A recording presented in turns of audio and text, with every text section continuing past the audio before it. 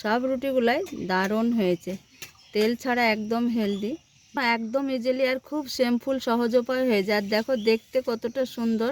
আজকে হেলদি একদম নাস্তা টিফিন বানাবো। তো চলো বন্ধুরা এই রেসিপিটা বানিয়ে নিই। এই মজাদার রেসিপিটা বানাতে লাগবে আমাদের প্রথমে সুজিতে দিয়ে দিব হাফ বাটি টক দই। খুব সুন্দর করে আমি একটু মেখে নিব আগে বন্ধুরা। সুন্দর করে মেখে নিয়েছি। খুব জোর 5 থেকে 6 মিনিট আমি রেস্টে রেখে দিব। এটা আমি রেস্টে রেখে দিয়েছিলাম। দেখো খুব সুন্দর নরম হয়েছে, ফুলেছে, সুজিটা ভিজেছে। এইখানে দিয়ে দিব আমি বেশ একটু ময়দা করে মেখে নিব একটু। এইখানে বাটি মেপে জল দিয়ে দিব, জলটাও দিয়ে দিব। এবার খুব সুন্দর করে মিশিয়ে নিব একটু ময়দা সুজি দই একসঙ্গে নিয়ে খুব ভালোভাবে একটু আমি মেখে নিয়েছি এক বাটি জল দিয়ে বন্ধুরা। খুব সুন্দর করে ডোটা তৈরি করে নিয়েছি। এই মিক্সচারে দিয়ে দিব বন্ধুরা।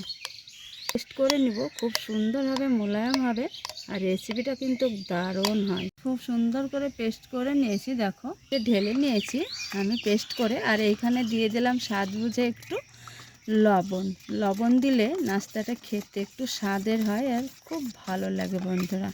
হাফ চামচ আমি একটু ময়দা নিয়েছি, একটু পাতলা হয়েছে।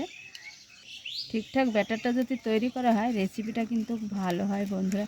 খুব সুন্দর করে মিশিয়ে নিব। দেখো লাগবে না বন্ধুরা, এই তেলে হয়ে যাবে সমস্ত রেসিপিগুলো ভাজা বন্ধুরা। ফ্রাই প্যানে 1 হাতা ব্যাটার দিয়ে দিব। এবার এইভাবে একটু পেছন দিয়ে আমি ঘুরিয়ে দিব। এই যে দেখো কতটা ছিদ্রযুক্ত হয়েছে, আর দেখো খুব সুন্দরভাবে উঠে আসে। দেখো ছিদ্রযুক্ত বন্ধুরা, এত নরম জালিদার, খেতে দারুণ স্বাদ বন্ধুরা। তো এই একইভাবে সবগুলা ভেজে নিব বন্ধুরা। রেসিপিগুলা করা এত ইজিলি আর খুব সহজ। দেখো কতটা সুন্দর দারুণ লাগে এটা খেতে বন্ধুরা। এই যে দেখো বন্ধুরা, দেখো সব রুটিগুলাই দারুণ হয়েছে, তেল ছাড়া একদম হেলদি, বানানো একদম ইজিলি আর খুব সিম্পল সহজ উপায় হয়ে যায়। আর দেখো দেখতে কতটা সুন্দর, আর একদম এতটুকুন হয়ে যাবে, আর খেতে কিন্তু দারুণ লাগে।